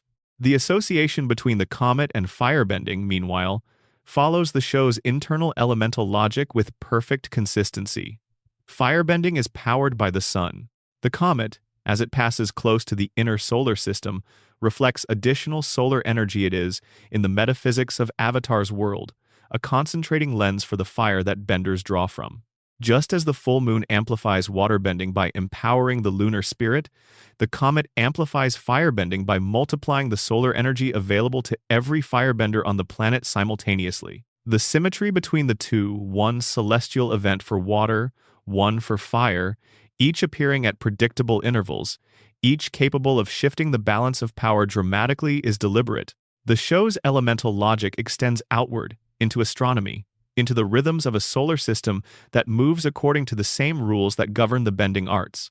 Consider what the existence of Sozin's comet means for the 100-year timeline of the war.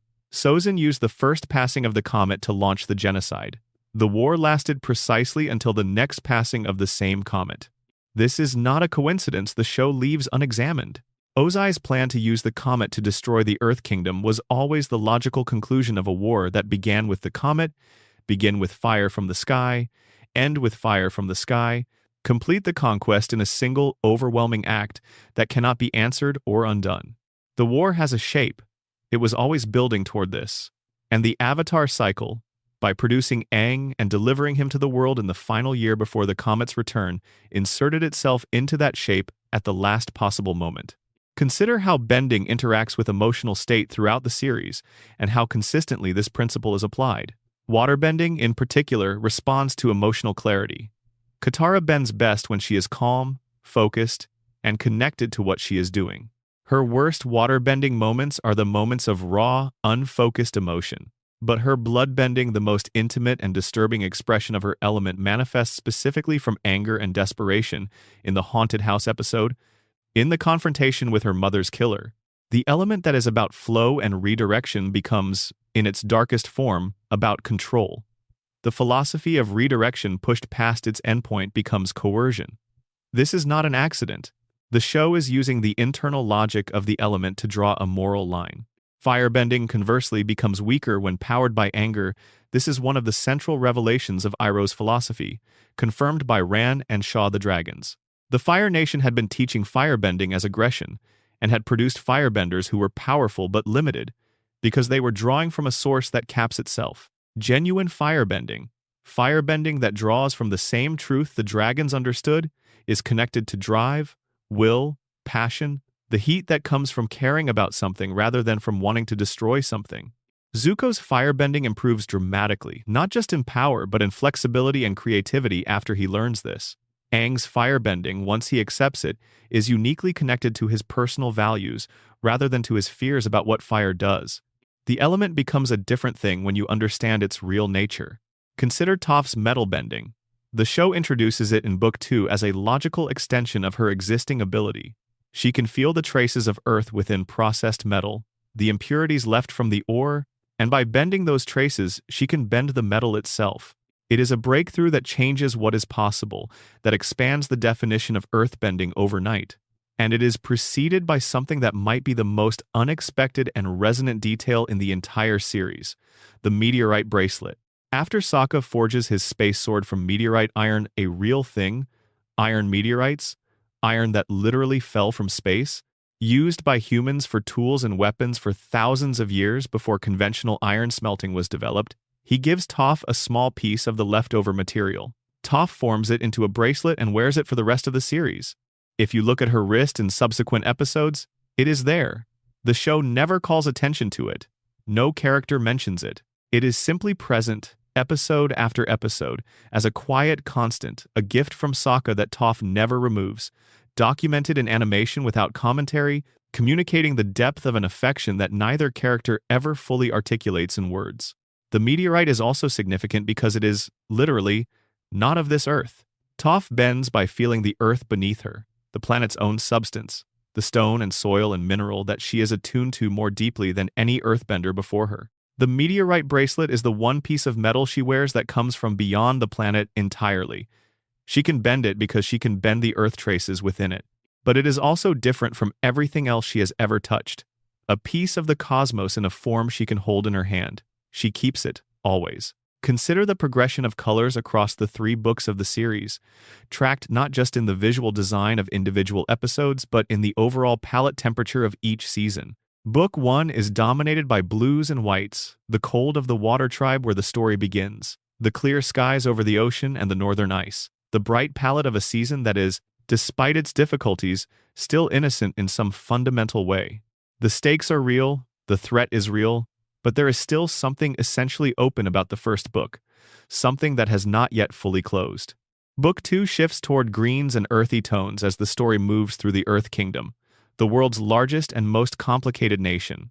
The palette warms, but also darkens. The Earth Kingdom's colors, the deep greens of its forests, the ochres of its deserts, the stone grays of its ancient cities are colors of weight and age, and something that has been under pressure for a long time. By the time the book reaches its finale in Ba Sing Se, the green has taken on a quality that is neither comforting nor hostile, but something in between, the color of a world that has been standing too long under too much. Book 3 shifts toward reds and blacks and the oppressive warmth of Fire Nation territory. The color temperature of the 3rd book is not just warmer, it is heavier, more charged, more like the feeling of a room that has been closed too long. The reds of Fire Nation buildings and clothing and fire are the red of danger, of heat, of something approaching a deadline. And then the finale, after Ozai's defeat, introduces a palette that is neither the brightness of Book 1 nor the heaviness of Book 3. Warm golds, soft oranges, the light of a fire that is not destroying anything but simply burning quietly. The color of a world that has a chance. Consider the role of water throughout the series. Beyond the obvious fact of waterbending, water is the element of change, the element that exists in all 3 states, that transforms continuously, that can be solid or liquid or vapor. And water in Avatar is associated not just with waterbending, but with healing, with the moon, with memory, with grief. Katara's most powerful bending moments are often connected to her most powerful emotional ones. The Spirit Oasis, where the moon and ocean spirits swim, is a place of extraordinary stillness and peace. The bloodbending episodes, conversely, are the show's darkest because water, which is about flow and transformation, becomes in those moments about fixing, about locking something in place, about control so total it removes the possibility of choice. Hama, the waterbender who invented bloodbending, is one of the most tragic figures in the show. She spent decades imprisoned by the Fire Nation, watching her culture and her power slowly stripped away from her, surviving on rage, and the one thing she had that her captors could not take, the water in living things. She found a way to bend it. She escaped. And the escape cost her something that the show does not minimize or smooth over. She became someone who uses a technique so violating, so intimate in its horror, that even Katara, who admires her for her survival and her strength, is devastated by the knowledge of what she is. Hama passes bloodbending to Katara involuntarily, in the worst possible way, by forcing Katara to use it to stop her. Katara learns bloodbending not as a gift but as a violation, and she spends the rest of the series not using it, not because she cannot, but because she understands, viscerally and permanently, what it costs. The theory that Hama's escape and her subsequent use of bloodbending in the Fire Nation village may have made things worse for Water Tribe benders generally is one the show supports obliquely. Before Hama, the Fire Nation's approach to captured waterbenders was imprisonment. After a waterbender demonstrated the ability to bend the water in human bodies, after the Fire Nation discovered that a captured waterbender could be far more dangerous than they had assumed, the approach shifted. The imprisonment became executions. The policy of containment became a policy of elimination. Hama survived and dozens of others, perhaps hundreds, did not, because of the fear her survival and her technique created. She is not blamed for this by the show. The blame belongs to the Fire Nation, which created the conditions that produced her.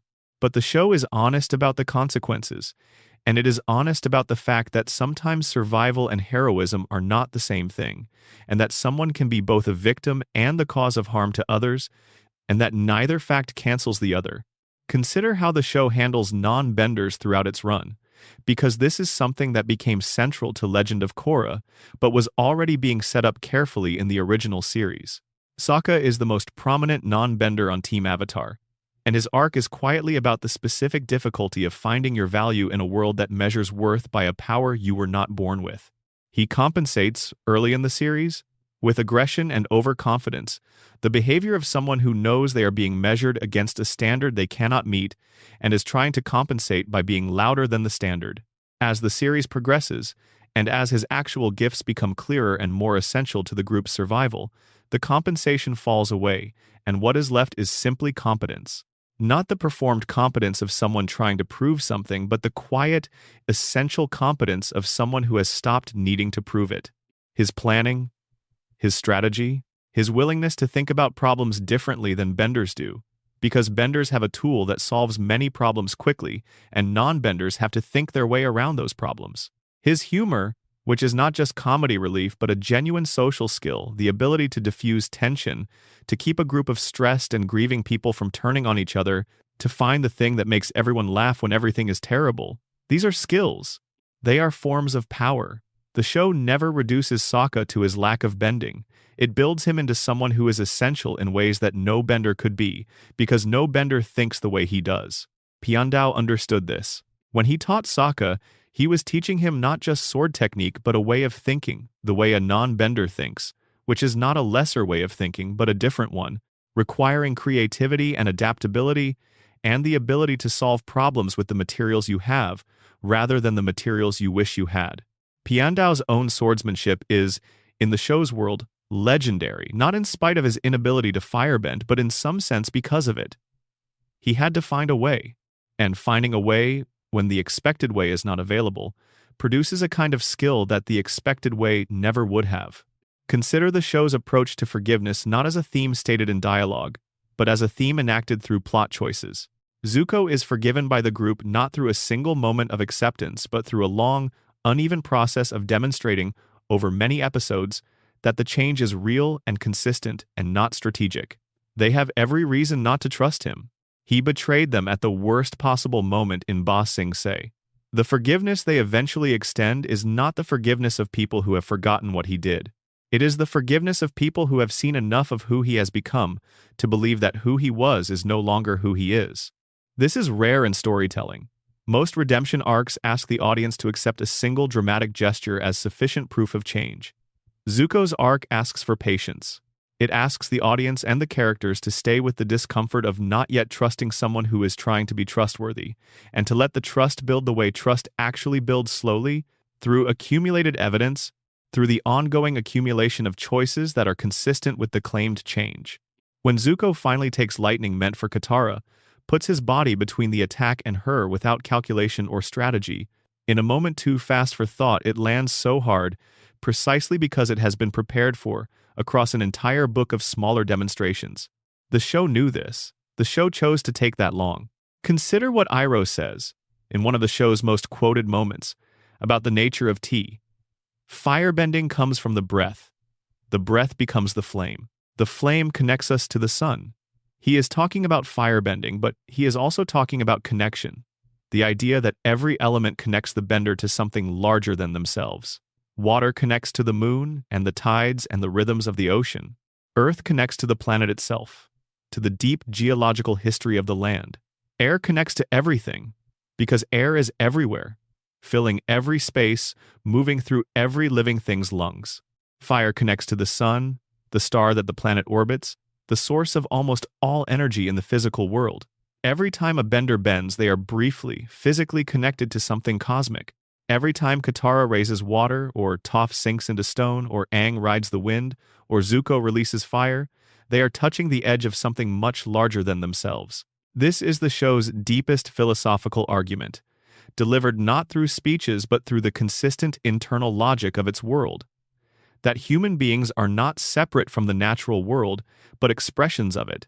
That the four nations are not just political categories, but different relationships to the elements, to the planet, to the cosmos. That the Avatar is not just a powerful person, but the living embodiment of the planet's attempt to maintain its own balance, the mechanism by which the world corrects itself when the human beings who live on it tip it too far in any direction. The Avatar is not above the world. The Avatar is the world, briefly wearing a human face, trying to remember what balance feels like. And Aang, the Last Airbender, the boy who went into the ice at 12 and came out into a world that needed him to be everything, he carries all of this. He carries it lightly when he can. He carries it with humor and warmth and the irrepressible conviction that things can be better. He carries it with grief, in the quiet moments when the loss finds him. He carries it with love, which is the most important thing, because a world that needs to be saved by someone who loves it, not as a duty, not as a destiny, as a genuine, lived, daily, specific love for all the things in it. The sky bison and the turtle ducks and the cabbage merchant who keeps losing his cabbages and the old man in the tea shop who makes the best tea in Ba Sing Se and the girl who sees through her feet and the boy who always has a plan and the scarred prince who spent 3 books becoming someone worth following. The show never loses sight of any of them. It holds all of them with the same care with which it holds the lunar cycle and the calligraphy and the precise angle of light on Zuko's face when the camera catches him from the right side. This is what it means to build a world. Not to imagine it and then describe it, but to love it and then show it every corner, every detail, every sleeping foot elevated off the ground in a detail so small you might watch 61 episodes without noticing it once. Someone noticed it mattered. Someone put it in, and now you know it is there, and you cannot unwatching it. The world of Avatar is built with that kind of care in every direction you look, and in every direction you have not looked yet. And in every direction you will look the next time you come back, older, carrying something new, ready to find something you were not ready to find before. That is what it gives you, every time, always. Good night. Thank you for spending this time in one of the places I love most. If you made it this far, you are my people. Like the video if it helped, subscribe if you want more, and drop a comment wherever you are in the world with what time it is and what brought you here tonight. Sleep well. The world will still be here. There is a philosopher named Simone Weil who wrote something that has stayed with me, something that seems relevant here. At the end of 2 hours of moving through hidden rooms in a world someone built from love, she wrote that attention is the rarest and purest form of generosity. That truly looking at something, truly seeing it, truly giving it the full weight of your awareness, is an act of love. Not the dramatic kind, the quiet kind. The kind that says, I see you, and what I see is worth my time. That is what the creators of Avatar did. They paid attention to the world they were building with a generosity so thorough and so disciplined that it transformed a show for children into something that millions of people carry with them into adulthood.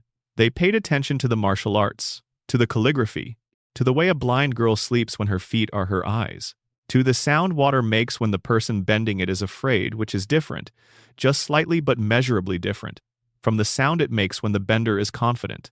Someone listened to those 2 sounds and made them different. Someone decided that difference mattered. And because they paid that kind of attention, the world they built pays it back. It rewards your looking. It reveals itself in layers. It gives you something new every time you return. Because there is always more to find, always another detail waiting in the margins of a frame you have watched a dozen times. Always another connection to draw, another theory to trace, another moment in which the work being done in the invisible parts of the show suddenly becomes briefly, beautifully visible. The 100 facts and the theories and the secrets and the hidden architecture of Avatar, The Last Airbender, are not separate from the show. They are the show. They are the invisible structure that holds everything you can see on screen. And the fact that you are still finding them, still talking about them, still spending 2 hours in the dark moving through the rooms of a world that was built more than 20 years ago, that is not nostalgia. That is not the comfort of childhood memory. That is the recognition of something that was genuinely made well, by people who believed that the details matter, that the thing you do not see is just as important as the thing you do, that a show for children can be and should be a work of art, if you are willing to put in the work.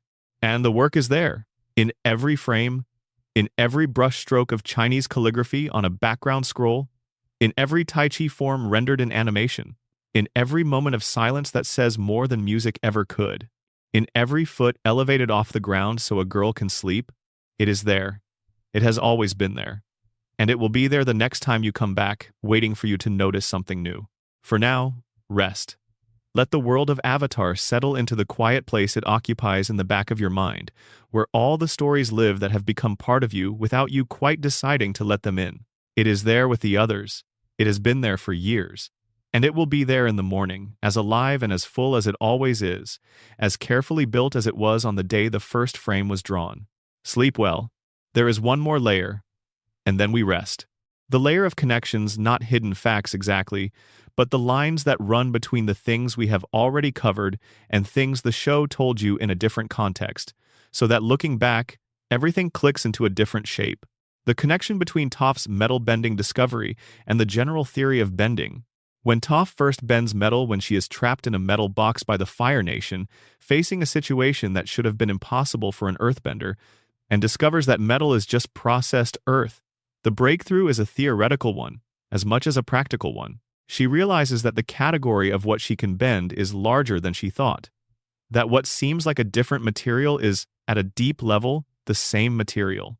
That the distinction between earth and metal is a human one, a cultural one, not a fundamental physical one. The rock and the metal are both stone, at different stages of a process. This mirrors something Iroh teaches about firebending, that the distinction between fire used for destruction and fire used for life is not a distinction in the fire itself. Fire does not know what it is burning. The element is the element. What differs is the intention and the relationship of the bender to what they are bending. Toph's metal bending insight is, structurally, the same insight as Iroh's firebending philosophy. The categories that limit you are not in the material. They are in your understanding of the material. Change the understanding, and what is possible changes with it. The connection between the cabbage merchant and the story's geography. The cabbage merchant, the recurring figure whose cart of cabbages is destroyed in nearly every city Team Avatar visits, is played for comedy. It is a very good recurring joke. But it also serves a quiet world-building function. Every time the cabbage merchant appears in a new city, he has traveled there through his own means, through the ordinary infrastructure of a world at war, through roads and caravans and the stubborn economic logic of a person who needs to sell cabbages. His presence in multiple cities across the Earth Kingdom tells you that people are moving through this world, that commerce is happening, that ordinary life is continuing in the spaces between the grand narrative. The world does not pause while Team Avatar is in it. The cabbage merchant has his own itinerary, his own routes, his own entirely separate experience of the same geography. He is a reminder that the story you are watching is not the only story happening. The connection between Sokka under the moon and Sokka's strategic genius. Sokka falls in love with Yu, the princess of the Northern Water Tribe, who becomes the moon spirit at the end of Book 1. And the moon Tui, the moon spirit, is the force that empowers waterbending, the spiritual source of water's power to transform and redirect. After Yue becomes the moon, Sokka does not become a waterbender, but his planning ability, his tactical thinking, His ability to see the whole board, arguably the most important non-bending skill in the series, continues to develop across books 2 and 3 in ways that feel connected to something Yue gave him, not power, but perspective. The ability to see from a distance, to see the shape of things rather than just their surface. It is speculative, and the show does not confirm it, but there is a quality in Sokka's best strategic moments, particularly the plan for the Day of Black Sun and the destruction of the Fire Nation airship fleet in the finale that feels elevated, that feels like the thinking of someone who can hold a very large picture in their mind simultaneously. The connection between Zuko's firebending and his emotional state as a character arc. In Book 1, Zuko's firebending is powerful but limited, fast, aggressive, Northern Shaolin at its most conventional. In Book 2, as he loses his nation and his identity and his certainty about who he is, his firebending weakens in some episodes and becomes unpredictable. He cannot generate lightning, something Iroh can do, because generating lightning requires the separation and recombination of positive and negative energies, and Zuko's inner energies are not separated by discipline. They are in conflict, which is different. The lightning generation technique, as Iroh describes it, requires a kind of internal peace that Zuko does not have and cannot manufacture. He can redirect lightning, a technique based on Tai Chi, on accepting and redirecting rather than generating, because that technique fits where he is spiritually. He can take what comes and send it back. He cannot yet generate what he needs from within. By Book 3, after he learns from Ran and Shaw, his firebending changes. It becomes more diverse, more creative, more willing to move in directions that his Northern Shaolin training did not include. He develops dual-wielding techniques. He moves differently. He bends like someone who has understood the element rather than just mastered the form. And by the finale, when he faces Azula, his fire is steady and orange and warm, not the cold precision of a soldier, but the genuine expression of someone who knows what he is fighting for and why. The connection between the air nomad culture and what Aang represents in the world after the war. The air nomads are gone, that is the fact the show never lets you forget. But what they represented is not gone. Their philosophy of non-attachment, of freedom, of the value of life in all its forms, of the importance of letting things go when holding them causes harm, lives in Aang. Not as doctrine, but as lived practice. Aang is the last airbender, but he is also the ongoing argument that the air nomad way of being in the world was not a failure. It was not erased by the genocide. It survived, improbably, in a single 12-year-old boy who went into the ice and came out carrying it with him intact. When Aang refuses to kill Ozai, he is not making a tactical choice or a political one. He is making a philosophical one that is directly continuous with the tradition that produced him.